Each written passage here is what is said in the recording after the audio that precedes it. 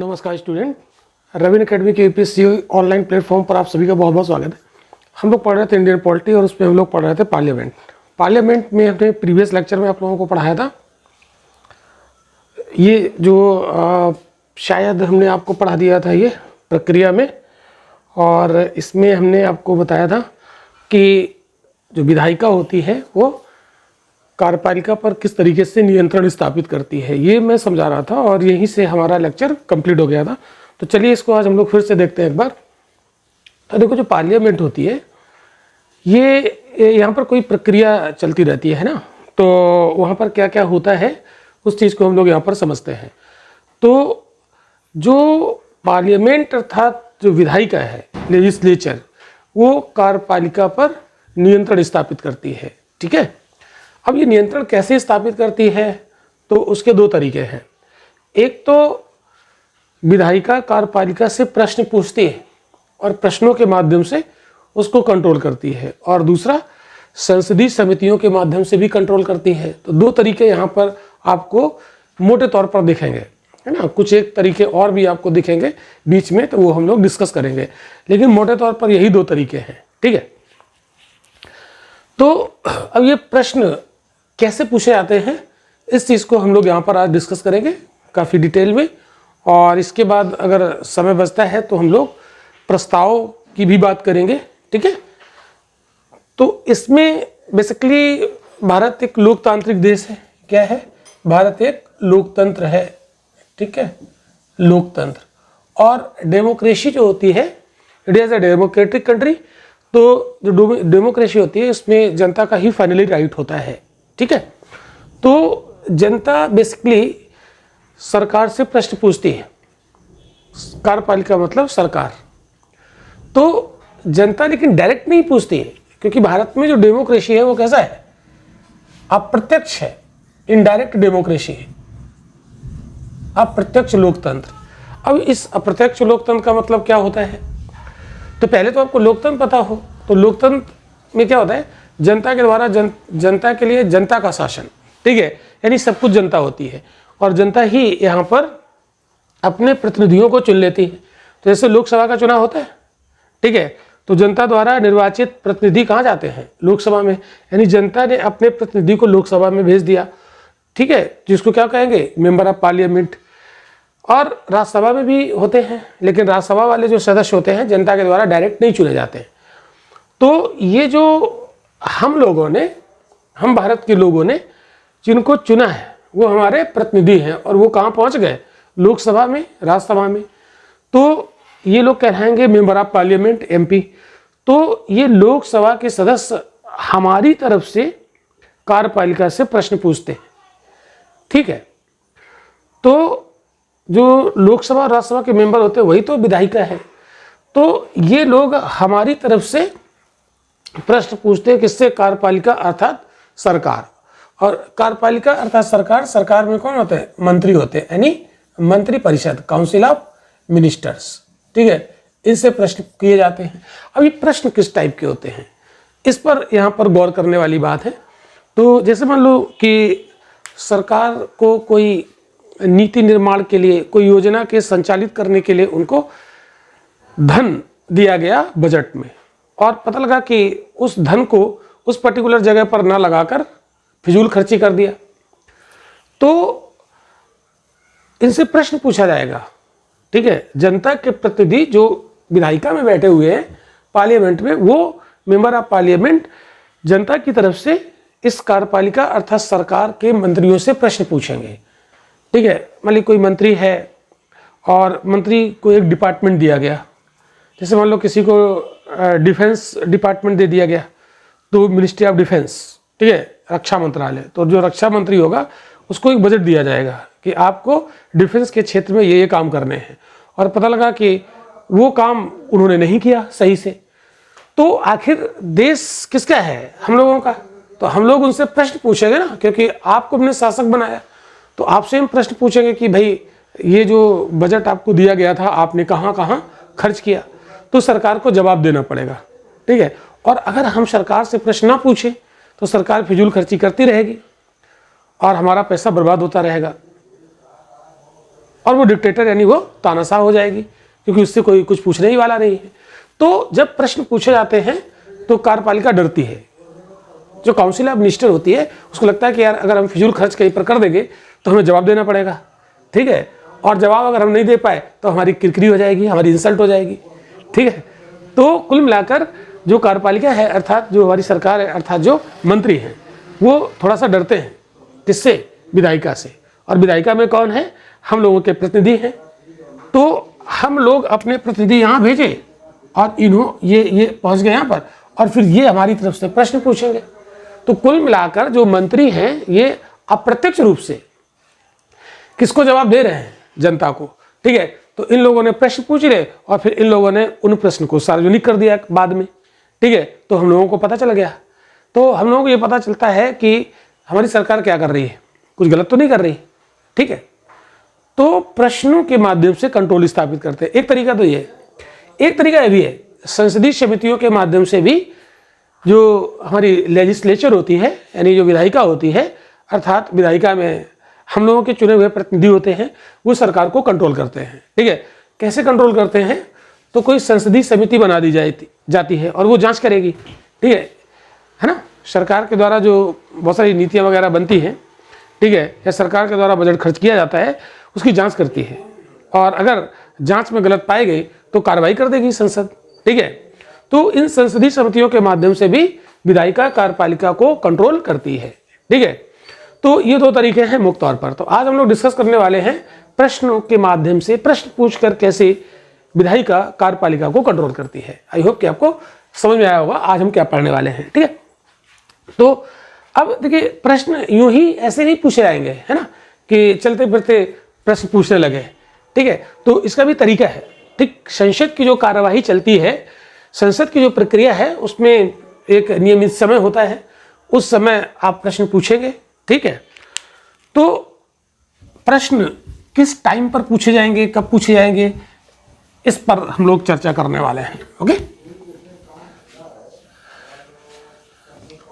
तो हम लेक्चर को आगे बढ़ाएं उसके पहले हम आपको एक इंफॉर्मेशन दे देना चाहते हैं। तो स्टूडेंट, अगर आप हमारी डिटेल में क्लास और करना चाहते हैं, जीएस को और ज़्यादा गहराई से पढ़ना चाहते हैं, प्री मेंस, है ना, और स्टडी मटेरियल के साथ, तो आप इस स्क्रीन पर आप देख सकते हैं हमारा रविन एकेडमी का एप्लीकेशन वो दिख रहा है, ठीक है। उस एप्लीकेशन को आप प्ले स्टोर से डाउनलोड कर लीजिए, अपने एंड्रॉयड फ़ोन पर लॉगिन कर लीजिए, और हमारे वहाँ पर डिटेल में क्लासेस आप बिल्कुल ऑफलाइन जैसी क्लासेस का एंजॉय कर सकते हैं घर बैठकर, और अपनी तैयारी कर सकते हैं।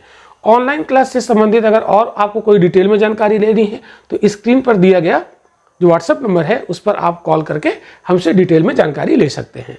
दूसरी सूचना हम आपको ये देना चाह रहे हैं, एक हमारा मिशन आईएएस चल रहा है, और मिशन आईएएस के तहत पूरे देश के बच्चों को हम घर बैठे प्रिपरेशन कराते हैं, और उसकी कोई खास फीस वीस नहीं होती है, ठीक है। बस वहाँ पर हमारे द्वारा जो वर्क दिया जाता है वो आपको करना पड़ेगा, ठीक है। तो आप घर बैठे हमारे मिशन आईएएस से जुड़कर अपने सपनों को साकार कर सकते हैं। तो आप देख सकते हैं स्क्रीन पर मिशन आईएएस। मिशन आईएएस से जुड़ने के लिए आपको क्या करना होगा? आपको करना होगा दिए गए उस व्हाट्सएप नंबर पर आप मुझे मैसेज कर दोगे अपना नाम, अपना नंबर और मिशन आईएएस लिखकर। हमारी टीम आपको मिशन आईएएस से जोड़ लेगी और आप घर बैठे अपने सपनों को साकार कर सकते हैं। तो चलिए, ये तो थी सूचना मेरी तरफ से आप लोगों के लिए। अब हम पढ़ते हैं प्रश्न कैसे पूछे जाएंगे, इस पर आते हैं मुद्दे पर। तो बेसिकली प्रश्न पूछने के लिए संसद की प्रक्रिया में एक टाइम होता है जिसको कहते हैं प्रश्नकाल, है ना, क्वेश्चन आवर, प्रश्न काल, ठीक है। तो ये प्रश्नकाल जो होता है संसद में होता है, संसद के दोनों सदनों में होता है, ठीक है। लोकसभा में भी होता है, राज्यसभा में भी होता है। तो ये जब संसद की जो प्रक्रिया शुरू होती है, ठीक है, तो शुरुआती समय जो होता है वो प्रश्नकाल के लिए डिसाइड कर दिया जाता है, ठीक। और इस टाइम में सरकार से प्रश्न पूछे जाते हैं। कौन पूछता है? जनता के प्रतिनिधि। जनता के प्रतिनिधि कहाँ होते हैं? विधायिका में, ठीक है। वो लोकसभा के भी हो सकते हैं, वो राज्यसभा के भी हो सकते हैं। तो प्रश्नकाल यानी क्वेश्चन आवर सरकार का, देखो सरकार जो है ना, प्रश्नकाल का जो अगर हम लोग कॉन्सेप्ट देखें, जो प्रश्न पूछने का जो फिलॉसफी है, जो दर्शन है, उसके पीछे क्या लॉजिक है। एक्चुअल में सरकार मालिक नहीं है, सरकार एक ट्रस्टी के रूप में कार्य करती है। समझना ध्यान से, सरकार एक ट्रस्टी के रूप में कार्य करती है, ट्रस्टी के रूप में कार्य करती है, कार्य करती है। तो सरकार बोले तो कार्यपालिका, ठीक है।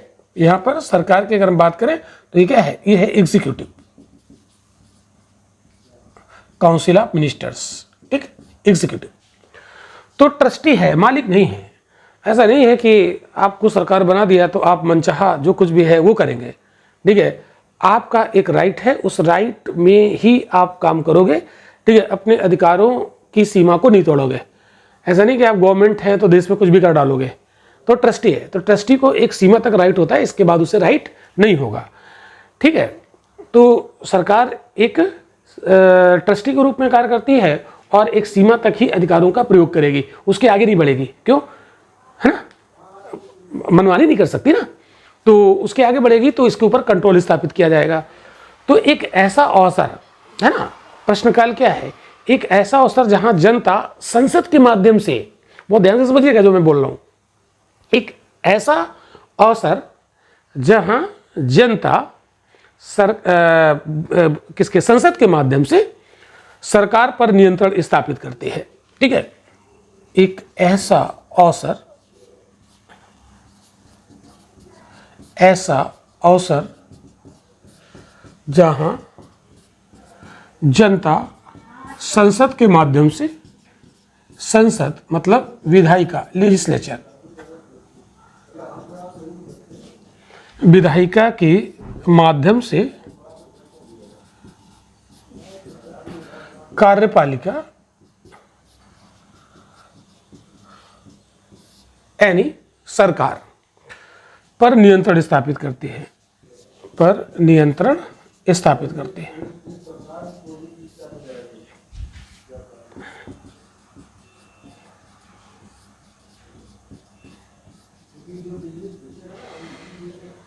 ठीक है, तो जनता स्थापित करती है नियंत्रण, किसके माध्यम से, विधायिका के माध्यम से। ये मैं शुरू में समझा चुका हूं, है ना, बार बार उसी बात को रिपीट करना सही नहीं है। आई होप कि आप समझ गए होंगे। तो प्रश्नकाल क्या है, एक ऐसा अवसर है जहां जनता संसद यानी विधायिका के माध्यम से कार्यपालिका अर्थात सरकार पर नियंत्रण स्थापित करती है। और नियंत्रण स्थापित करने का तरीका क्या है, क्वेश्चन पूछे जाते हैं। तो ये क्वेश्चन आवर में ये किया जाता है, ठीक है। तो इतनी बात आपको समझ में आ गई, क्वेश्चन आवर क्या होता है, ठीक, ओके। चलो आगे बढ़ते हैं। तो संसद की बैठक का जो प्रथम घंटा होता है 11 से 12, 11 बजे बैठक शुरू होती है, ठीक है। तो इसको मैं रब कर देता हूँ, इसको आप नोट करते चलिए, क्योंकि ये किताबों में आपको इस तरीके से नहीं मिलेगा, है ना। किताबों में तो राइटर ने लिख दिया है, वो इसलिए थोड़ी लिखा है कि आप आईएएस की तैयारी कर रहे हो तो आपको समझ में आना चाहिए, है ना। राइटर ने तो अपनी बात लिखी है, अपना ज्ञान उड़ेल दिया है किताबों में, लेकिन उस ज्ञान को आप कैसे समझ सकते हो, कैसे डाइजेस्ट कर सकते हो, कैसे उसको यूटिलाइज कर सकते हो, ये क्वालिटी आपको डेवलप करनी पड़ेगी। ये क्वालिटी डेवलप करने के लिए आपको किताबों को बहुत बार पढ़ना पड़ेगा, एक नहीं 4 किताबें पढ़नी पड़ेंगी, ठीक है। तो इतना टाइम आपके पास है नहीं, इतना वक्त है नहीं, और एक बार पढ़ोगे तो समझ में नहीं आएगा, 4 बार पढ़ोगे तो कुछ समझ पाओगे। तो हम लोगों का दायित्व तो क्या होता है, टीचर क्या करता है, 10 किताबों को पढ़ेगा, निचोड़ के निकालेगा, अपनी भाषा में उसे समझा देगा, आपका समय बचेगा, और 10 किताबें आप बड़े आसानी से एक ही लेक्चर में आप समझ लोगे, ठीक है। तो जैसे हम लोग जब ये पढ़ाते हैं तो प्रश्नकाल, तो इस पर हमने बहुत सारा वर्क किया होगा, ठीक है, कई किताबें खंगाली होंगी, फिर उसको अपनी लैंग्वेज में लिख के आपके सामने पेश किया जाता है, ठीक है। तो आप लेक्चर को बहुत ही सीरियसली और पूरा धैर्य के साथ, पेशेंस के साथ इसको देखिएगा तो आप एंजॉय कर पाएंगे, ठीक है। तो देखो, तो संसद की बैठक का जो प्रथम घंटा होता है प्रश्नकाल, है ना, ये क्या होता है, संसद की बैठक का प्रथम घंटा मतलब 11 to 10। ये जो घंटा होता है इसको कहते हैं क्वेश्चन आवर, ठीक है, ठीक है। तो ये प्रश्नकाल कहलाता है। ये रोज हो ये जरूरी नहीं है, ठीक है, ये पर डे हो ये जरूरी नहीं है, पर डे हो ये जरूरी नहीं है, ठीक है। तो पर डे लिख के हमने क्रॉस लगा दिया, ये जरूरी नहीं है, ठीक है, आप लिख सकते हो ये जरूरी नहीं है, रोज रोज क्वेश्चन पूछे जाएंगे जरूरी नहीं, ठीक है। लेकिन हाँ, जब भी होगा तो ये संसद की बैठक का जो पहला घंटा होगा वही होता है क्वेश्चन आवर, ठीक है। तो प्रश्नकाल का उल्लेख संविधान में तो है नहीं, ठीक है। ये संसदीय प्रक्रिया और नियमों में इसका उल्लेख किया गया है। तो ये बात आपको याद रखना है, इसका उल्लेख संविधान में नहीं, ठीक है। इसका उल्लेख संविधान में नहीं है। ऐसे भी क्वेश्चन यूपीएससी बना के पूछ देगा, संविधान में नहीं है, ठीक है। तो फिर है कहाँ? तो संसद की जो प्रक्रिया है ना, प्रक्रिया और जो संसद के अपने नियम होते हैं उसमें इसका वर्णन है, ठीक है, क्लियर।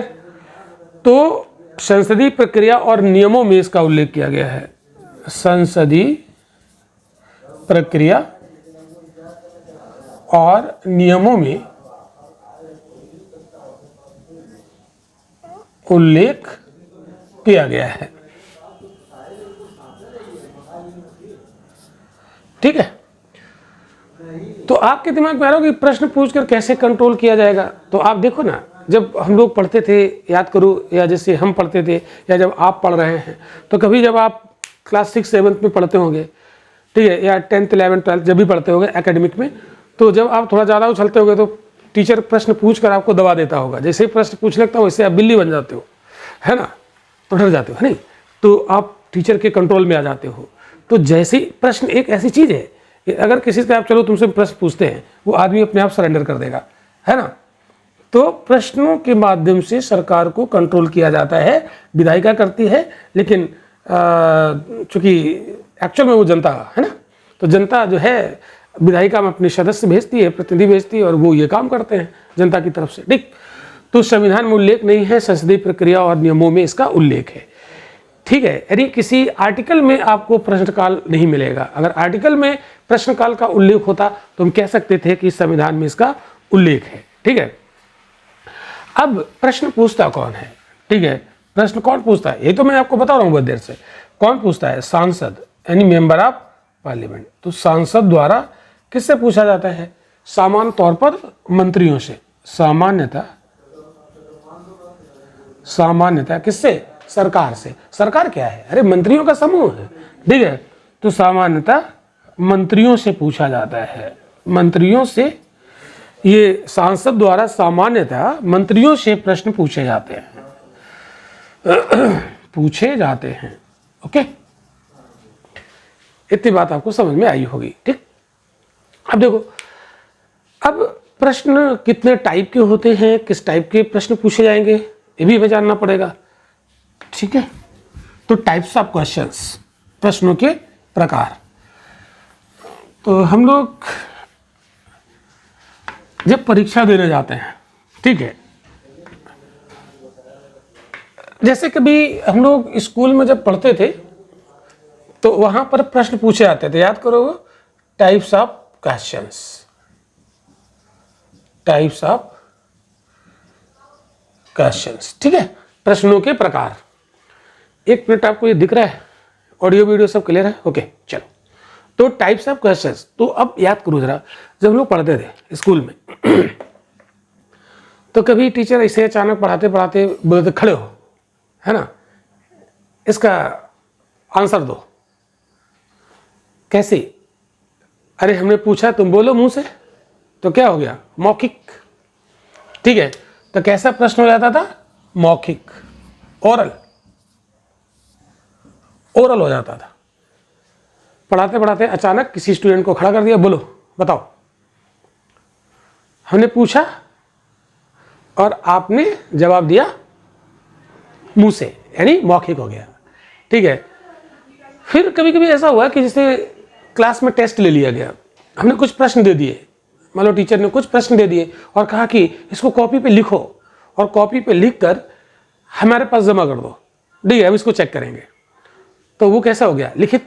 तो कैसा हो गया? लिखित। बता, समझ में आ गया? तो मौखिक भी हो सकता है, लिखित भी हो सकता है, ठीक। अब आते हैं, ये तो हमने देखा अपने जीवन में, ठीक है, अपने स्कूल कॉलेज में इस तरीके से जो हमारे टीचर्स थे वो इस तरीके से प्रश्न पूछते थे, ठीक है, इन्हीं को तो हमने फेस किया है।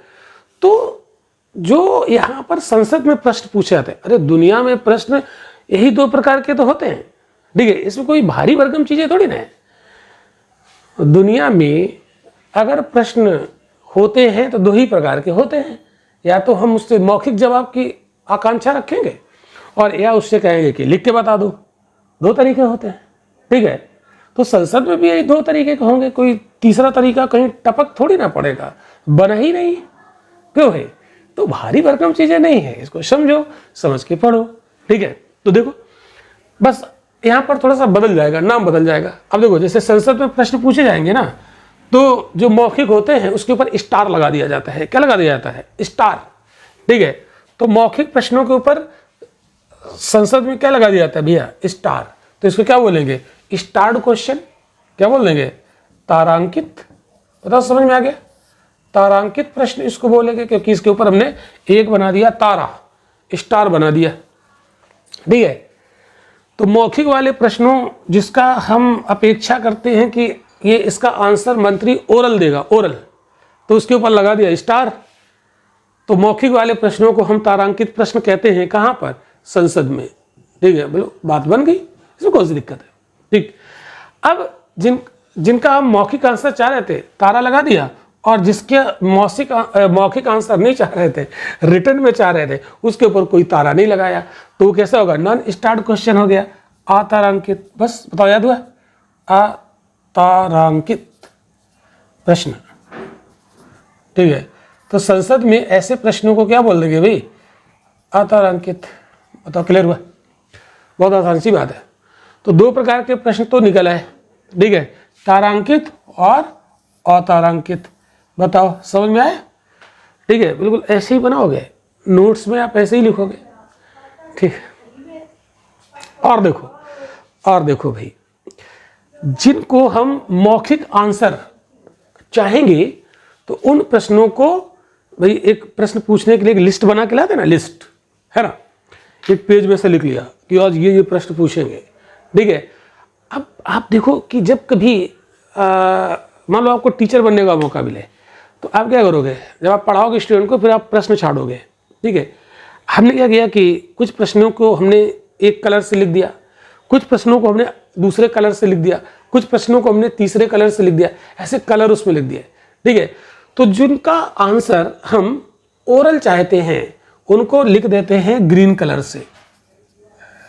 तो जो ग्रीन कलर से लिखे रहते हैं उनका आंसर हम मौखिक चाहेंगे, और वो कैसे होंगे? स्टार्ड क्वेश्चन होंगे।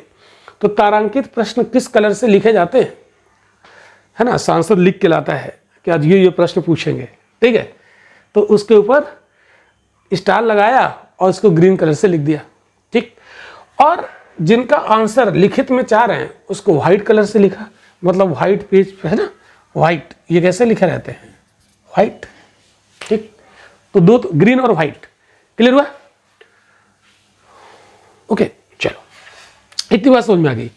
तो दो प्रकार के प्रश्न तो हमने देख लिए। इसके बाद कुछ प्रश्न ऐसे होते हैं जिनको हम कहते हैं शॉर्ट नोटिस क्वेश्चन, ठीक है। क्या बोलते हैं? शॉर्ट नोटिस क्वेश्चन, अल्प सूचना प्रश्न। तो तीसरे प्रकार के। अब ये वाले प्रश्न कैसे हो जाएंगे भाई? अभी इसकी हम चर्चा करते हैं। अल्प सूचना प्रश्न, शॉर्ट नोटिस क्वेश्चन, ठीक है। अब देखो, समझो भाई, ध्यान से समझना इस चीज को। ये दो देखो, जब आपकी परीक्षा होती है, ठीक है, तो परीक्षा की एक डेट आती है कि इस डेट से आपके एग्जाम होने हैं। हमें पता रहता है किस डेट को कौन सा पेपर होना है, कौन से सब्जेक्ट का पेपर होना है। तो हम क्या करते हैं? उसकी तैयारी करते हैं। एक स्कीम नहीं, जो परीक्षा प्लान मिलता है, यानी जब कोई परीक्षा हमारी होती है तो उसका एक स्कीम आ जाता है, उसका एक परीक्षा का प्लान होता है, और वो स्कीम हमें 1-2 महीने पहले मिल जाती है। तो हमें पता रहता है कि हमारा एग्जाम इस डेट से है, और इस डेट को मैथ का पेपर है, इस डेट को जीएस का पेपर है, इस डेट को इंग्लिश का पेपर है, ऐसे रहता है। तो हम उस डेट के अकॉर्डिंग तैयारी करके पहुंचते हैं। ऐसा तो है नहीं कि पता लगा कि हमको स्कीम नहीं मिली और पता लगा हम पढ़ के गए मैथ, वहाँ पेपर आ गया जीएस का, तो ऐसा तो है नहीं, है ना। तो उसकी स्कीम रहती है, तो उसके अकॉर्डिंग हम लोग पढ़ लेते हैं।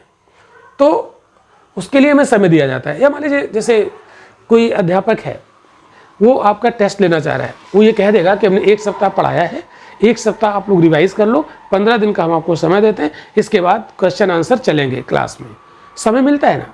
तो ये प्रश्न पूछने के लिए, ये वाले दोनों जो मौखिक और लिखित प्रश्न हैं, ये वाले प्रश्न पूछने के लिए 15 दिन पहले बता दिया जाता है। तो 15 दिन की पूर्व सूचना के ये वाले प्रश्न पूछे जाते हैं। ध्यान समझना, 15 दिन, तो यहाँ पर ये वाले 15 डेज की प्रायर नोटिस दे दी जाती है, पूर्व सूचना दे दी जाती है कि आपसे प्रश्न पूछे आएंगे, आप तैयारी वारी करके आ जाइए, है ना, नहीं तो परीक्षा में आप फेल हो सकते हैं। क्लियर? शॉर्ट नोटिस क्या है? शॉर्ट नोटिस क्या है? मतलब इसमें टाइम नहीं है, मेरे पास वक्त नहीं है, कोई इंपॉर्टेंट मामला आ गया, कोई इंपॉर्टेंट मामला आ गया, वक्त नहीं है, तो हम इन्हें कम दिन की सूचना देंगे। कहते हैं कि 10 दिन की सूचना देंगे, 10 दिन पहले बताएंगे, या 10 दिन से कम दिन भी हो सकते हैं। तो 10 दिन की सूचना, है ना, 10 दिन की सूचना दे दी जाएगी, मतलब 10 दिन पहले बता दिया जाएगा। तो सामान्य प्रश्न पूछने के लिए 15 दिन पहले सूचित कर दिया जाता है कि आपसे क्वेश्चन पूछे जाएंगे, आप तैयार कर लीजिए टॉपिक को, ठीक है, ओके।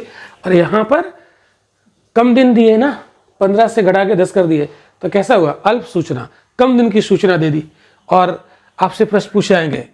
कभी कभी ऐसे ना अचानक टेस्ट ले लेते हैं टीचर, कहते बस केवल 2 दिन का टाइम है, तो घबरा जाते हैं हम लोग, है ना, तैयारी करते हैं, जल्दी पढ़ते हैं कि कल 2 दिन का समय दिया गया है, बस वही चीज़ है। तो शॉर्ट नोटिस क्वेश्चन हो गया। फिर कुछ क्वेश्चन ऐसे भी होते हैं जो गैर सरकारी सदस्यों से भी पूछे जाते हैं। तो चौथे प्रश्न यहाँ पर लिख देता हूँ, चौथे टाइप के गैर सरकारी सदस्यों से पूछे जाने वाले प्रश्न, गैर सरकारी सदस्यों से पूछे जाने वाले प्रश्न, पूछे जाने वाले प्रश्न, ठीक। अब ये गैर सरकारी सदस्य क्या होता है, दिमाग में आ रहा होगा। अभी तक तो यहां पर पूछा है कि भाई सरकार से प्रश्न पूछे जाते हैं ना, सरकार से प्रश्न पूछे जाते हैं, तो मौखिक प्रश्न सरकार से, लिखित प्रश्न सरकार से, अल्प सूचना प्रश्न सरकार से। लेकिन ये गैर सरकारी सदस्यों से, तो गैर सरकारी सदस्य कौन होते हैं? जो मंत्री नहीं है, जो सरकार में नहीं है, यानी जो मंत्री नहीं है, ये क्या हो गया, है ना, ये गैर सरकारी सदस्य क्या हो गया भाई? जो मंत्री नहीं, सरकार में नहीं, यानी मेंबर ऑफ पार्लियामेंट है, ठीक है। तो मेंबर ऑफ पार्लियामेंट से क्यों प्रश्न पूछेंगे? यानी मेंबर ऑफ पार्लियामेंट से ही प्रश्न पूछेगा। हाँ बिल्कुल पूछेगा। क्यों भाई? देखो, मेंबर ऑफ पार्लियामेंट, जैसे कोई सांसद है, वो मंत्री नहीं है, इसका सरकार में नहीं है, ठीक है, लेकिन उसको पैसा तो दिया जाता है ना, सांसद निधि, सांसद निधि सुनो, ठीक है, हर एक सांसद को कुछ पैसे प्रोवाइड कराए जाते हैं अपने क्षेत्र का विकास करने के लिए, ठीक है, इसको कहते हैं सांसद निधि। मतलब अगर सांसद निधि दी गई उसको और वो खा गया खुद, तो प्रश्न पूछा जाएगा ना कि भाई तुमको इतना पैसा मिला था, ये कहाँ खर्च गया? है तो जनता का पैसा ना। तो ऐसे सांसद सदस्य, मतलब सांसदों से भी प्रश्न पूछे जाते हैं, वो सरकार के मंत्री तो नहीं है, तो ऐसे बोलते क्या, गैर सरकारी सदस्यों, ये भी तो जिम्मेदार है, ऐसा थोड़ी ना। तो इतनी बात समझ में आ गई। चलिए इसको देखते हैं, अब थोड़ा डिटेल में लेते हैं, अब थोड़ा सा डिटेल में इसको समझते हैं। तो इतना मोटा मोटा आइडिया होगा कि प्रश्न काल में क्या किया जाता होगा, प्रश्न पूछे जाते होंगे, प्रश्न कितने प्रकार के होते होंगे, याद हुआ ना, ठीक है। चलो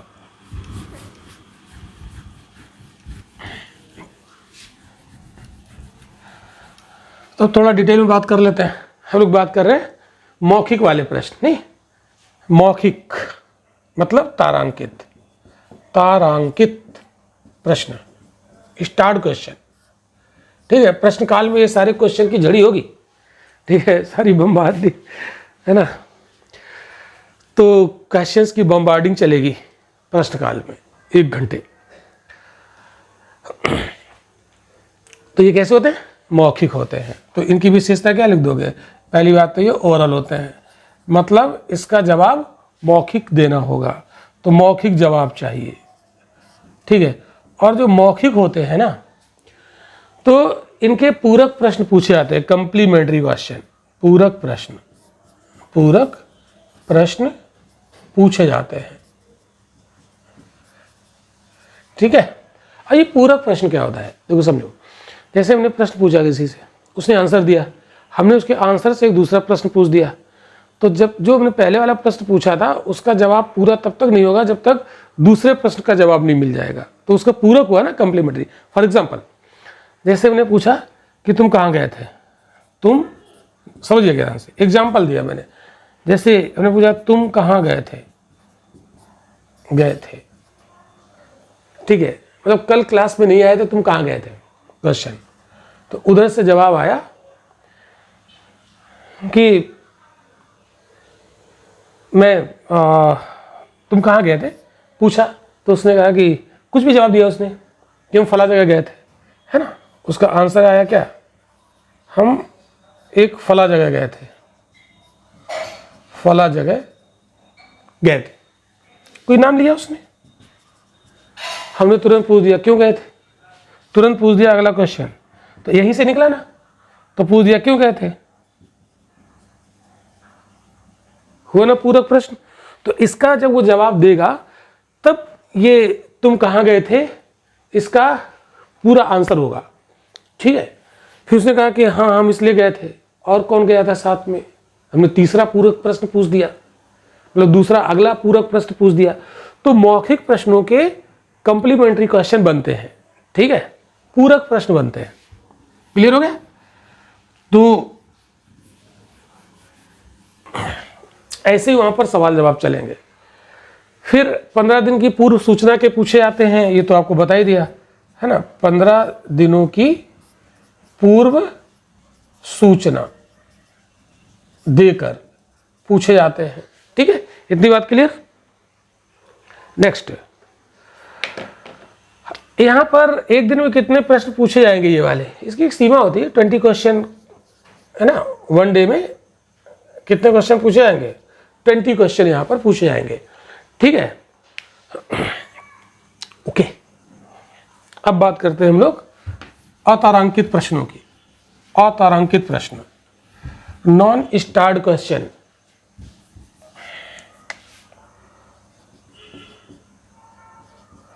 अतारांकित प्रश्न,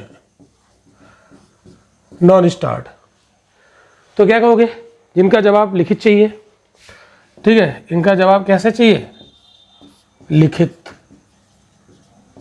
ठीक है। तो लिखित चाहिए तो इसका पूरक प्रश्न नहीं पूछा जाता, इनके पूरक प्रश्न नहीं पूछे जाते, ठीक है, क्लियर। उसका अपोजिट कर दो। तो इससे मंत्री को टाइम दे दिया गया कि ठीक है ये हमारा प्रश्न है, आप लिखित जवाब दीजिएगा, ठीक है, थोड़ा सा इसको टाइप करा के मेरे पास भेजिएगा, ठीक है। तो लिखित जवाब, अब अधिकतम यहाँ पर 230 प्रश्न पूछे जा सकते हैं, ये वाले मैक्सिमम 230 क्वेश्चंस, ओके, ये हो गया। अब हम लोग आते हैं अल्प सूचना वाले। तो अल्प सूचना, शॉर्ट नोटिस क्वेश्चन,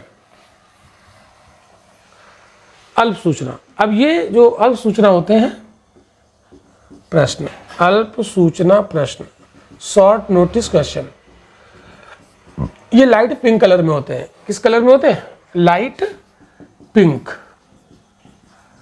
ये हल्के गुलाबी कलर में लिखे जाते हैं, ठीक है। ये भी पूछ सकता है, ध्यान रखना है, लाइट पिंक कलर के होते हैं, ठीक, अलग अलग कलर के क्वेश्चन बना दे। तो लाइट पिंक कलर के जो क्वेश्चन होते हैं ये शॉर्ट नोटिस प्रश्न होते हैं, और इनको जो नॉर्मल क्वेश्चन पूछने के लिए 15 दिन की पूर्व सूचना के पूछे जाते हैं, और ये उससे कम दिन यानी 10 दिन, है ना, 10 दिन की सूचना देकर पूछ लिए जाते हैं। तो 10 दिन, ओके, ध्यान रखना, ठीक। और इनके भी प्रश्न के आंसर मौखिक ही चाहिए होते हैं, ठीक है, तो मौखिक जवाब इनका भी चाहिए होता है। बट ये शॉर्ट नोटिस है, अलग कर दिया गया है, ठीक है, पिंक कलर से इसको लिख दिया गया, लाइट पिंक कलर से, शॉर्ट नोटिस है इसलिए इसको स्टार्ड नहीं बोलेंगे, ठीक। अब नेक्स्ट ये हो गया। तो ये सारे प्रश्न कौन पूछेगा, जनता की तरफ से, मेंबर ऑफ पार्लियामेंट, किससे, मंत्रियों से, सरकार के जो सदस्य हैं उनसे पूछेंगे, ठीक है, ताकि सरकार औकात में रहे, कंट्रोल में रहे। ठीक, अब आएगा गैर सरकारी सदस्यों से पूछे जाने वाले प्रश्न। गैर सरकारी सदस्यों से पूछे जाने वाले प्रश्न क्या होते हैं ये तो हम आपको समझा चुके। ठीक है, गैर सरकारी सदस्यों से पूछे जाने वाले क्वेश्चन, तो याद रखिएगा किससे पूछे जाएंगे ये, जो मंत्री नहीं, यानी जो सरकार के सदस्य नहीं, अर्थात ये किससे पूछे जाएंगे, मेंबर ऑफ पार्लियामेंट से। कौन पूछेगा, जनता। क्या जनता खुद पूछने जाएगी, नहीं, अपने प्रतिनिधि के माध्यम से। तो मेंबर ऑफ पार्लियामेंट से पूछेगा। ठीक है, क्लियर होगी बात। किस टाइप के प्रश्न पूछेंगे बता दिया था। जैसे मेंबर ऑफ पार्लियामेंट है, इसको क्या मिलेगी, सांसद निधि मिलती, पैसे मिलते हैं। क्यों, अपने संसदीय क्षेत्र का विकास करने के लिए सांसद निधि। तो सांसद निधि इनको दी जाती है अपने संसदीय क्षेत्र का विकास करने के लिए, अपने संसदीय क्षेत्र का विकास करने के लिए। बट इसने तो कहीं और उड़ा दिए। ठीक है, अब और उड़ा दिए तो कोई, अब ये सरकार कोई मालिक तो है नहीं देश की कि सारे संसाधन जहां मन आए वहां उड़ा दो। ये तो ट्रस्टी है ना, तो पूछना पड़ेगा। ठीक है, जनता का हक है कि जो आपको पैसा दिया गया, जिस क्षेत्र के विकास के लिए दिया गया वहीं खर्च होना चाहिए, और आपने तो कहीं और उड़ा दिए। ऐसा नहीं कर सकते हो, आपसे प्रश्न पूछे जाएंगे। ठीक है, आपको जवाब देना पड़ेगा कि आपको ये पैसे मिले अपने क्षेत्र का विकास करने के लिए, आपने उड़ा कहाँ दिया। ठीक है, तो प्रश्न पूछे जाएंगे, तो ये सांसद डरेगा ना, ये भी तो डरेगा। ठीक है, तो ये गैर सरकारी सदस्यों से पूछे जाने वाले प्रश्न होते हैं। ठीक है, और किस तरीके से क्या क्या पूछ सकते हैं, एक तो ये हमने एग्जाम्पल दिया। ठीक है, और जैसे संसद के नियमों और प्रक्रियाओं का जैसे उल्लंघन वगैरह कभी कर दिया है ना, संसद की कुछ नियम होते हैं, कुछ प्रक्रियाएं होती हैं, उनका यदि उल्लंघन कर दिया तो भी इनसे पूछा जाएगा, है ना। इनसे तब भी पूछा जाएगा कि आपने क्यों उल्लंघन किया। ठीक है, आगे बात समझ में। तो ये था प्रश्नकाल, और इस प्रश्नकाल में पूछे जाने वाले प्रश्न। अब हम लोग बात करते हैं, थोड़ा और आगे बढ़ते हैं। इन्हीं प्रश्नों के क्रम में प्रश्नों की बम्बार्डी और आगे चलने वाली है, तो फिर उसको बोलेंगे शून्यकाल, 0 आवर। ठीक है, क्लियर, यहां तक क्लियर। अब लोग बात करेंगे 0 आवर की। ठीक है, शून्यकाल देखो, देखते हैं शून्यकाल क्या होता है।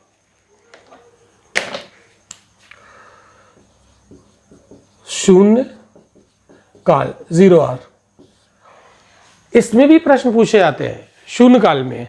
तो प्रश्नकाल के ठीक बाद का वो काल जिसमें सांसद मंत्रियों से बिना किसी सूचना के प्रश्न पूछे जाते हैं। ध्यान से समझना, ये जस्ट प्रश्नकाल के बाद होता है। प्रश्न काल के बाद का समय होता है, प्रश्नकाल के बाद का समय। यहां पर क्या किया जाता है, कैसे प्रश्न पूछे जाते हैं भाई, सांसदों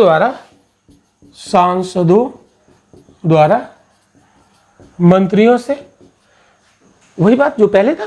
ठीक है, मंत्रियों से बिना पूर्व सूचना के, बिना से, आप ऐसे लिखो, है ना, ऐसे बनाओ, बिना पूर्व सूचना के।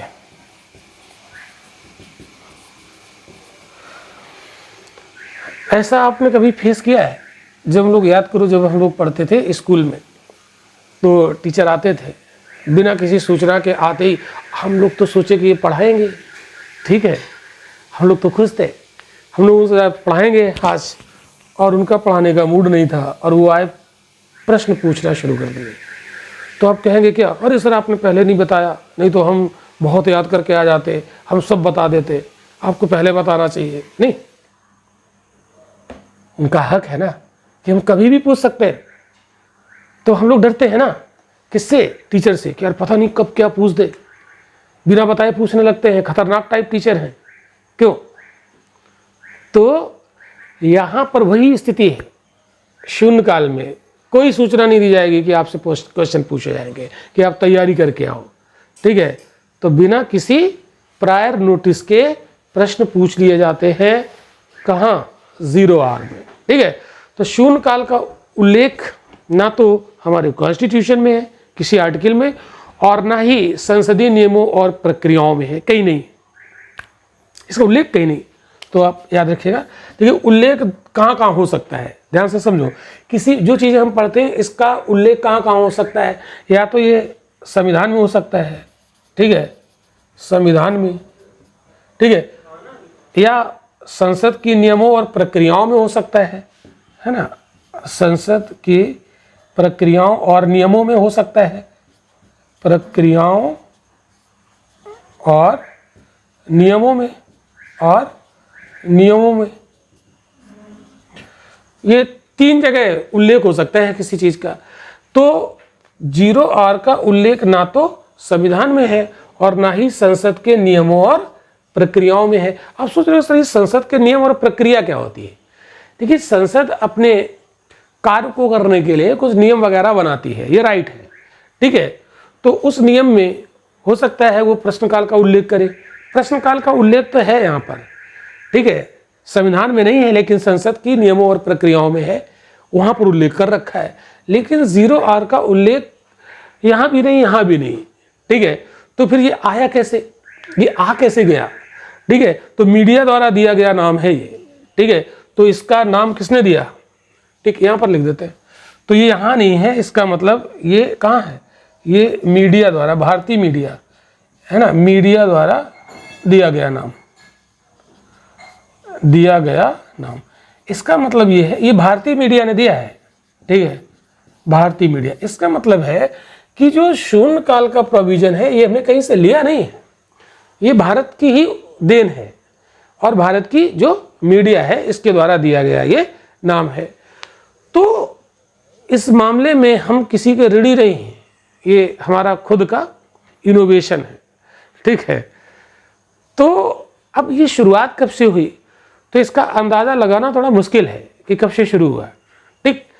लेकिन हाँ जो 60 का डिकेड है, 60 का दशक, उसमें कहीं ये शुरू हुआ है और ऐसा कहा जाता है कि 1962-63 के आसपास ये शुरू हुआ, ठीक है। तो इसका समय भी निश्चित नहीं है, प्रश्न शून्यकाल कितनी देर चलेगा इसका जो समय है वो निश्चित नहीं, तो इसका समय निश्चित नहीं। जैसे प्रश्नकाल 1 घंटे का होता था, तो इसका समय निश्चित नहीं, इसका समय निश्चित नहीं है भाई, निश्चित नहीं, ये भी बात याद रखना, क्लियर। और यहां तुरंत उत्तर देना जरूरी नहीं है भाई। अचानक पूछ लिया और उनको आया नहीं, आंसर आया ही नहीं, किसको, मंत्री को, तो कहे भाई मंत्री की इंसल्ट हो जाएगी। तो ये कहा गया कि ठीक है अगर आप अटेंडम क्वेश्चन पूछते हो तो हो सकता है हम जवाब तुरंत ना दें।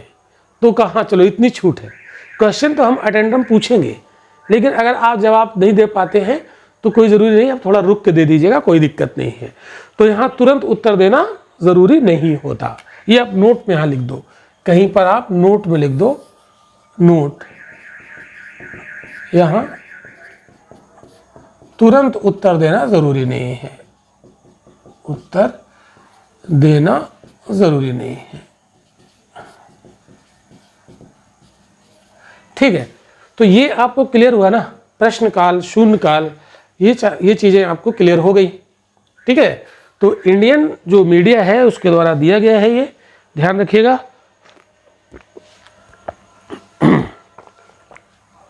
नोट्स जरूर बनाते चलिए, लेक्चर को पहली बार आप देखिए, सुनिए, समझिए और इसके बाद फिर आप इसका नोट्स जरूर बनाइए, क्लियर। तो ये तो हमने देख लिया प्रश्न कैसे पूछे जाते हैं। अब हम लोग बात करते हैं थोड़ा सा और चीज़ें। संसदीय समितियां अभी हम बाद में पढ़ेंगे। तो किस तरीके से संसद कार्यपालिका यानी मंत्रिपरिषद पर कंट्रोल स्थापित करती है। अब हम लोग बात करते हैं संसद में भाषा का प्रयोग क्या किया जाता है, ठीक है।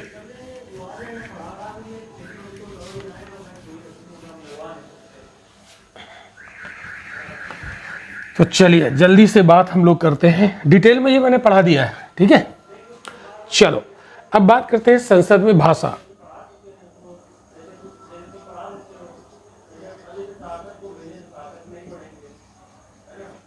लैंग्वेज, तो संसद में कौन सी लैंग्वेज का प्रयोग किया जाएगा, ठीक है।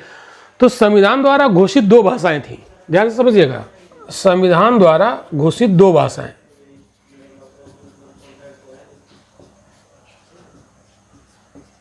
घोषित 2 लैंग्वेज, ये कहा गया था भाई 2 भाषाएं प्रयोग की जाएंगी, ये संविधान ने घोषित किया था। और वो 2 भाषाएं कौन सी थी, एक थी हिंदी और दूसरी थी अंग्रेजी। अंग्रेजी, ठीक, 2 भाषाएं, कहते हैं कि इन 2 भाषाओं में आप काम कर सकते हैं पार्लियामेंट में, है ना, 2 भाषाएं प्रयोग की जाए। अब ध्यान से सुनिएगा कि कुछ ऐसे लोग हुए, मतलब इस टाइप के लोग हैं जिनको अंग्रेजी से बैर है, जिनको अंग्रेजी आती ही नहीं, तो कहते हैं हिंदी में बोलो, कोई दिक्कत नहीं, 2 है तो अब प्रॉब्लम आ जाएगी दक्षिण भारत वाले लोगों को, है ना। वो तो दक्षिण भारत वाले ना तो मान लो अंग्रेजी ही बोल पा रहे हैं और हिंदी तो उन्हें आती ही नहीं होगी, दक्षिण भारत वाले लोगों को, साउथ इंडिया वाले, भारत इतना बड़ा देश है ना। उत्तर भारत और दक्षिण भारत में अगर हम देखें तो उत्तर भारत से जब दक्षिण भारत जाए ऐसा लगे अफ्रीका आ गए, है ना। केरला जाओ, तमिलनाडु जाओ तो वो उस टाइप के मिलेंगे आपको लोग।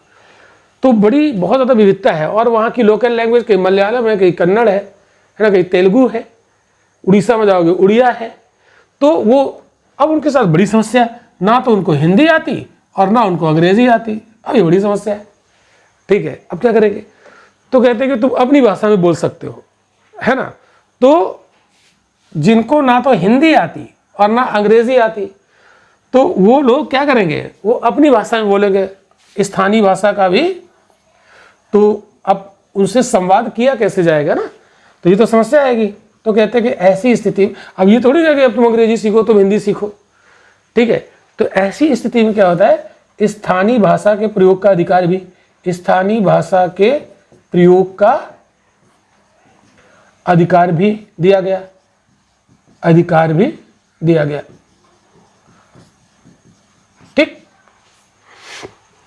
तो पीठासीन कौन देगा, पीठासीन सदस्य को मातृभाषा में बोलने की अनुमति दे सकता है, ठीक है। स्थानीय भाषा मतलब वही उसकी जो मातृभाषा है, मदर लैंग्वेज, मातृभाषा। तो मातृभाषा में बोलने का राइट कौन देगा, तो ये ऐसा कौन करेगा भाई, पीठासीन, प्रिसाइडिंग ऑफिसर, पीठासीन अधिकारी, ऐसे मेंबर ऑफ पार्लियामेंट को जो ना तो हिंदी जानते ना तो अंग्रेजी जानते, तो कहते भैया तुम अपनी भाषा में बोलो, ठीक है, अपनी मातृभाषा में बोलो। क्लियर बात, ये इतना ध्यान रखना। फिर ये जो व्यवस्था की गई थी ना, ये 2 भाषाओं की, ये व्यवस्था की गई थी संविधान लागू होने की तिथि के 12 वर्षों तक। कहते 12 वर्ष बाद अंग्रेजी को स्वतः यहाँ समाप्त कर दिया जाएगा, 15 वर्ष सॉरी, है ना। तो ये कहा गया कि 15 वर्षों तक, ये संविधान लागू होने के 15 वर्षों तक अंग्रेजी और हिंदी दोनों चलेंगी, ठीक है, 15 वर्षों तक। इसका मतलब क्या हुआ, 50 में संविधान लागू हुआ, 65 तक ये चलनी थी। 1965 में कहा गया अंग्रेजी समाप्त हो जाएगी, स्वयं समाप्त हो जाएगी, ठीक है, स्वमेव समाप्त हो जाएगी, अंग्रेजी स्वतः समाप्त हो जाएगी, सॉरी, स्वतः समाप्त हो जाएगी। तो ये भाषा संबंधी प्रावधान किया गया। लेकिन राजभाषा अधिनियम 1963 में एक प्रावधान किया गया है, तो यहाँ पर आप लिख सकते हैं राजभाषा अधिनियम 1963, राजभाषा अधिनियम 1963, स्टेट लैंग्वेज एक्ट 1963। इसमें क्या प्रोविज़न किया गया, इसमें प्रोविज़न ये किया गया कि हिंदी के साथ साथ अंग्रेजी की निरंतरता मतलब बनी रह सकती, उसको अनुमति दे दी गई, है ना। क्या कहा गया, हिंदी के साथ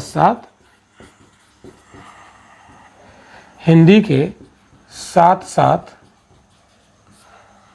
अंग्रेजी की भी अनुमति है। तो राजभाषा अधिनियम में ये बात कही गई। तो यही सिचुएशन है आज की डेट में, इतनी बात आपको याद रखनी है। क्लियर हो गया भाषा संबंधी प्रावधान? ठीक है, छोटा सा टॉपिक था, बहुत छोटा सा, इसको आप देख सकते हैं। ठीक है, लिख लीजिए इसको। अब हम लोग बात करते हैं,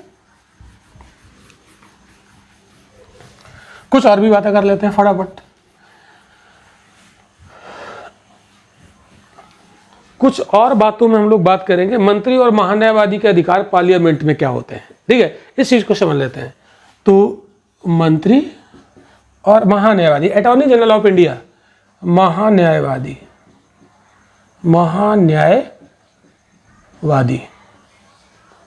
का संसद में अधिकार, आप कहेंगे सर ये क्यों बता रहे हैं? अरे भाई हमें लगा बताना चाहिए, बता रहे हैं, उसमें कौन सी दिक्कत है। ठीक है, पूछा जाता है क्वेश्चन। देखो, मंत्री क्या होता है, कार्यपालिका। क्या होता है भाई, कार्यपालिका, एग्जीक्यूटिव। याद करो, जब हमने आपको एग्जीक्यूटिव बताया था तो महान्यायवादी भी तो एग्जीक्यूटिव में होता है। ठीक है ना, केंद्रीय कार्यपालिका में आता है भाई, संघ की कार्यपालिका में महान्यायवादी, मंत्री। तो मंत्री और महान्यायवादी का रोल क्या होता है पार्लियामेंट में, इस बात को यहाँ पर हमें जानना पड़ेगा और क्वेश्चन यहाँ से पीटी में पूछा जाता है। ठीक है, तो देखो मंत्री के बारे में हम लोग बात कर लेते हैं। तो मंत्री दोनों सदनों में बैठ सकता है, बोल सकता है, अपने विचार रख सकता है। मंत्री की अगर हम लोग बात करें, है ना, दोनों सदनों में क्या कर सकता है, बैठ सकता है, बोल सकता है, कार्यवाही में भाग ले सकता है,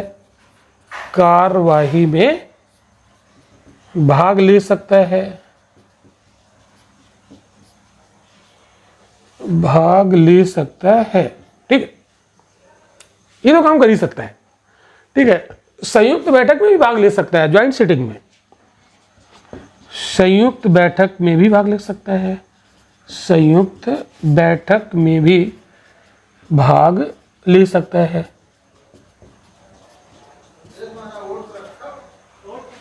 लेकिन ध्यान दीजिएगा, जो मंत्री है ना, ये किसी एक हाउस का मेंबर होगा ना, लोकसभा का हो सकता है, राज्यसभा का हो सकता है। तो ये मतदान केवल उसी हाउस में कर सकता है जिस हाउस का मेंबर होता है। ठीक है, तो मतदान ये दोनों हाउस में नहीं करेगा। देखो भाई, सीधी सी बात है, जिसके हम मेंबर हैं मतदान तो वहीं करेंगे ना। तो यहां पर आप लिख सकते हो नोट में क्या लिखोगे, लेकिन मतदान वही कर सकता है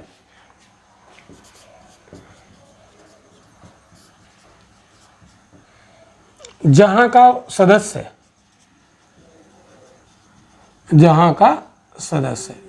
क्लियर, इतनी सी बात आपको जाननी है। ठीक है, अब आते हैं हम लोग इसके बारे में, जो महान्यायवादी है, अटॉर्नी जनरल ऑफ इंडिया। चूंकि ये एग्जीक्यूटिव है, और एग्जीक्यूटिव जो होता है, मतलब जितने भी एग्जीक्यूटिव में आते हैं वो ज़रूरी नहीं है कि वो मेंबर ऑफ पार्लियामेंट हो। ठीक है, तो जो महान्यायवादी होते हैं ये मेंबर ऑफ पार्लियामेंट नहीं होते, एमपी नहीं होते, ये एमपी नहीं होता है, मेंबर ऑफ पार्लियामेंट यानी संसद का सदस्य नहीं होता है। और जब ये संसद का सदस्य नहीं होता है तो ये वोट तो हरगिज नहीं करेगा, वहां पर तो वोट नहीं कर सकता, यानी संसद में मतदान नहीं करेगा, मतदान नहीं कर सकता। क्यों? क्योंकि ये उसका सदस्य नहीं है। ठीक है, बाकी सब कुछ करेगा, बाकी सब कुछ करेगा, सब कुछ करेगा। तो सब कुछ क्या करेगा, बैठ सकता है, बोल सकता है, कार्यवाही में भाग ले सकता है, लेकिन मतदान नहीं कर सकता। ठीक है, तो महान्यायवादी सब कुछ कर सकता है, यहां तक कि सदन की समिति का सदस्य भी हो सकता है। संसद की जो समितियां बनती हैं उनका सदस्य भी हो सकता है, बट वो संसद का सदस्य तो है नहीं, इसलिए वो मतदान नहीं कर सकता। क्लियर बात? ये क्वेश्चन बहुत बार आया है, ये क्वेश्चन पीटी में बहुत बार आया है, ये वाला ध्यान रखिएगा। तो इतनी बात समझ में आ गई। अब हम लोग एक टर्म यहाँ पर जल्दी से और सीखते हैं और फिर क्लास को ओवर करते हैं।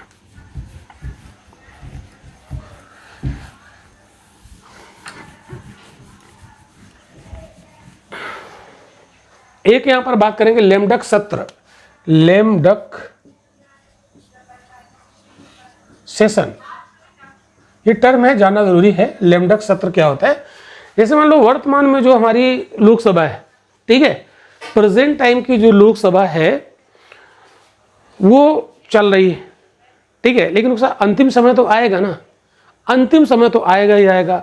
तो वर्तमान लोकसभा का जो अंतिम समय होगा उसमें जो इसका सेशन होगा, लास्ट सेशन, उसी को कहते हैं लेमडक सेशन। बहुत सरल है, ठीक है। क्या कह सकते हो? जैसे मान लो वर्तमान लोकसभा का अंतिम सत्र, लास्ट सेशन, आप प्रेजेंट लोकसभा अंतिम सत्र, इसी को कहते हैं लेमडक सेशन, ठीक है। और अब एक यहां पर और टर्म आपको मिलेगा कि लेमडक मेंबर कौन होता है। तो लेमडक मेंबर कौन होता है इसको भी समझ लो, ठीक है। तो यहाँ ये तो हो गया ना क्लियर। तो लेमडक मेंबर, लेमडक सदस्य, ये कौन होता है? तो जैसे मान लो कोई वर्तमान में जो हमारी लोकसभा है प्रेजेंट, ठीक है, वर्तमान लोकसभा, इसका कोई सदस्य है यानी एमपी है, ठीक, लेकिन जो अगली लोकसभा आएगी उसका ये चुनाव लड़ा और ये हार गया, तो ये वर्तमान लोकसभा का सदस्य आगामी यानी अगली लोकसभा में हार गया। जनता ने इसको विश्वास, इसका मतलब ये निकम्मा टाइप होगा क्यों? तो जनता ने इसको ताड़ लिया, नजरों में चढ़ गया, बोला अब की बार तुमको वोट नहीं देंगे। तो अगली लोकसभा के चुनाव में ये हार गया, तो अगली लोकसभा में ये मेंबर नहीं बन पाया, तो इसको क्या बोलेंगे? ये लेमडक मेंबर हो गया ना। ये क्या हो गया? लेमडक मेंबर हो गया। समझ में आ गया? तो वर्तमान लोकसभा के सदस्य जो नई लोकसभा में निर्वाचित नहीं हो पाते उन्हें क्या कहते हैं? Lame duck member. बात समझ में आ गई? चलो ठीक है, अच्छी बात। तो आज के सेशन को हम लोग यहीं तक रखेंगे और अगले सेशन में इसी के आगे कंटिन्यू करेंगे, इसलिए हर सेशन देखना बहुत ज़रूरी है अगर आपको पूरी प्रिपरेशन करनी। तो अगले सेशन में हम लोग बात करेंगे प्रस्ताव पर। प्रस्ताव क्या होते हैं, संकल्प क्या होते हैं, संसदीय समितियां क्या होती हैं, इस पर हम लोग बात करेंगे, ठीक है। तो आज का सेशन यहीं तक, हम लोग मिलते हैं अगले सेशन में। धन्यवाद।